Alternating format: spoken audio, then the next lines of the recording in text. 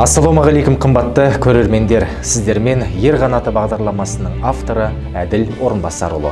Ұлттық қасиетіміз бен ұлттық құндылықтарымызды ұлықтап, ұлттық намысымызды оятқан, әлемге қазақты азаттық сүйгіш, рухы биік, намысы берік халық ретінде жариялаған тәуелсіздік күні құтты болсын.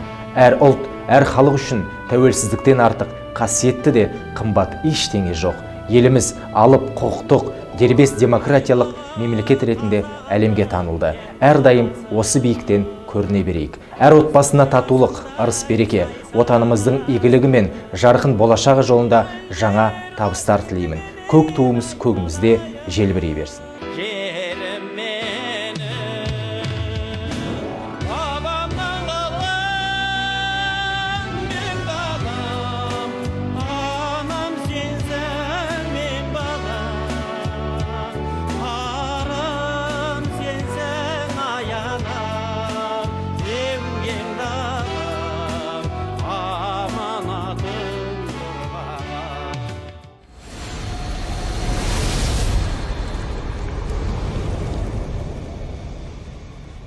Құрметті көрермендер, бағдарламамыздағы қозғалатын тақырыптар тек аттың төңірегінде қалып қоймас үшін бағдарлама атауын Ер қанаты деп өзгертуді жөн көрдік. Ерге қанат бітіретін не нәрсе? Ол әрине елінің берекесі, отбасының, бала-шағасының амандығы, халқының, туған туысының береке бірлігі, жұмысының тыныштығы, елінің жетіп жатқан жетістігі және тағы да сол сияқты көптеген жақсы себептер. Сондықтан да Алла жазса, алдағы уақытта бағдарламамыз Ер қанаты атауымен жарыққа шығатын болады. Сонымен қатар қазіргі ауа райының қолайсыздығына байланысты бағдарлама 2 аптада бір рет шығады. Бағдарламамыздың ең бірінші санында айтқанымыздай, жоба барысында танымдылық, сонымен қатар ақпараттық тақырыптарды да жариялап отыратын боламыз. Осы себепке байланысты бүгін ат ерттеу, атқа ер тоқымды кигізу тақырыбында әңгімені өрбітетін боламыз. Ұлттық жобамызға қолдау білдіргісі келетін азаматтар болса, төменде көрсетілген нөмір бойынша хабарлассаңыздар болады.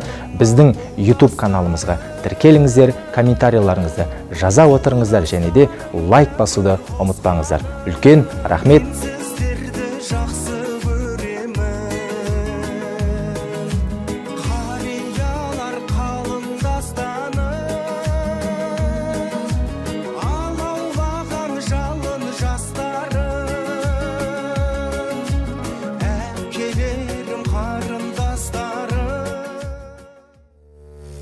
Ассалаумағалейкум қадірменді көрермендер.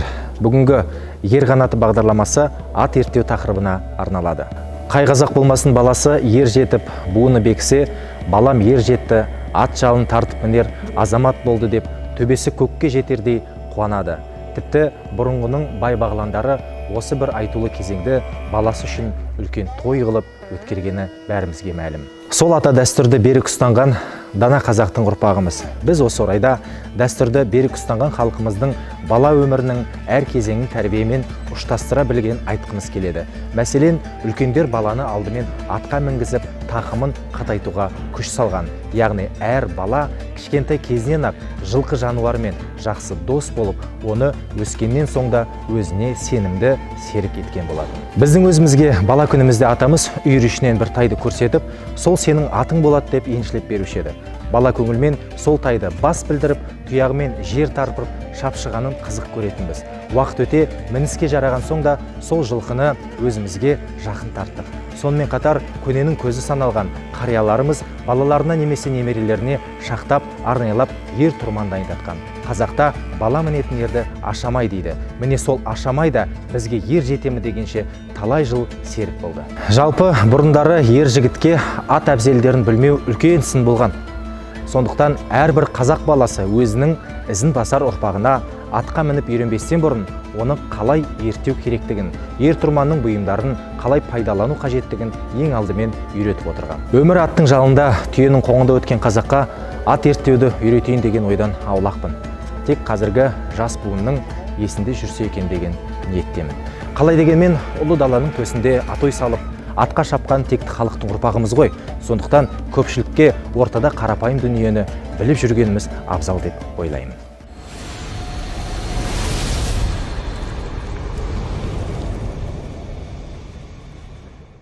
Қадірменді көрермендер, ал енді қолымыздан келгенше атты ерттеуді көрсетейік. Ең біріншіден аттың жал құйрығын тазалап алған абзал болады. Аттың арқасын, үстін тазалап, одан кейін бізде ноқта кигізіліп тұр. Егерде сапарға шыққанда атты байлайтын болсаңыздар, ноқтаның болғаны абзал. Ал енді жаңа айтқанымыздай, ең бірінші жүгенді кигіземіз. Мінекей жүген деп аталады. Мына жерде міне ауыздығы. Мына арғымақты таныстыра өтейін. Әдемі тор төбел, есімі Тәуір. Тәуір деген сәйгүлік. Мінекей жүгенді кигізейік. Кел.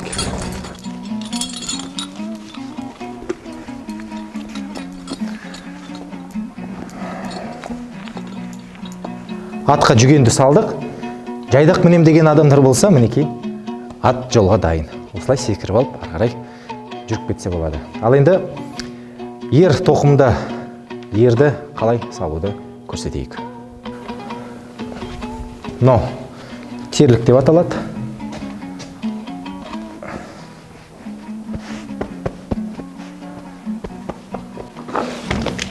Терлікті салғаннан кейін тоқымды саламыз.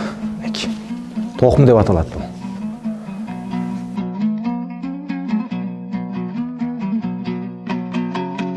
Мынау желдік деп аталады. Бұны да салған абзал.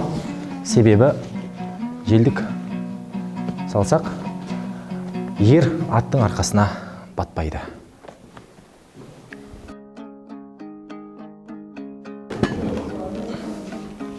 Ал енді ерді салмас бұрын үзеңгіні ердің басына осылай кигізіп қойған дұрыс.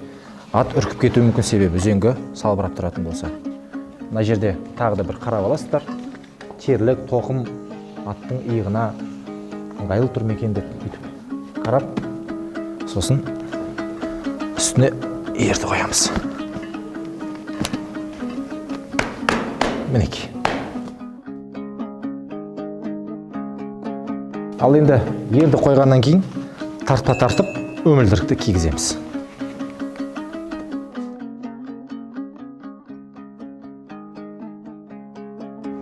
Ай жерде тартпаны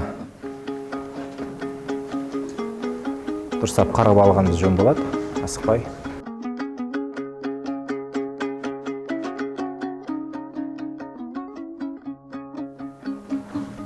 Өткізіп, былай тартамыз.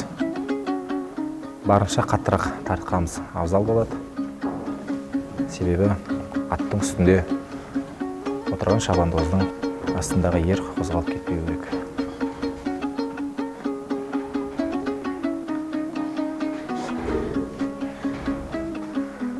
Ертеде екі тартпа болатын.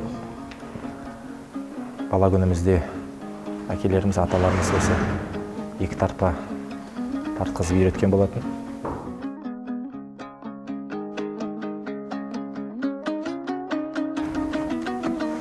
Мінекей, тартпа дайын.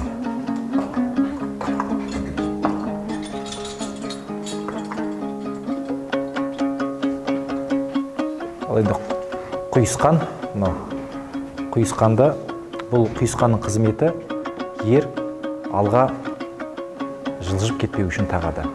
Бағана тыққан бұл өмілдірік ердің артқа кетіп қалмау қызметін атқарады.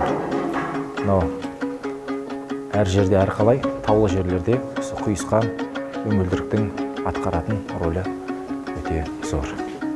Оның үстіне құйысқанды өмілдірікте атқа бір ерекше сән береді.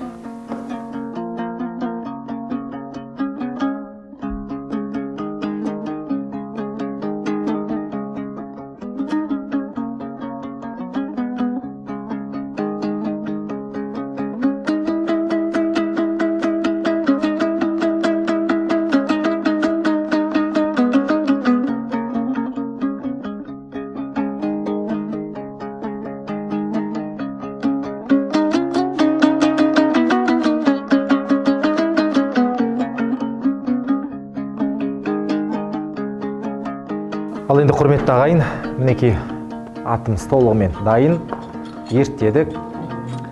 Негізі Атқа мінер алдын арғымақты 1-2 сағатқа қаңтарып қойған абзал болады. Ал енді атқа мініп қайтайық.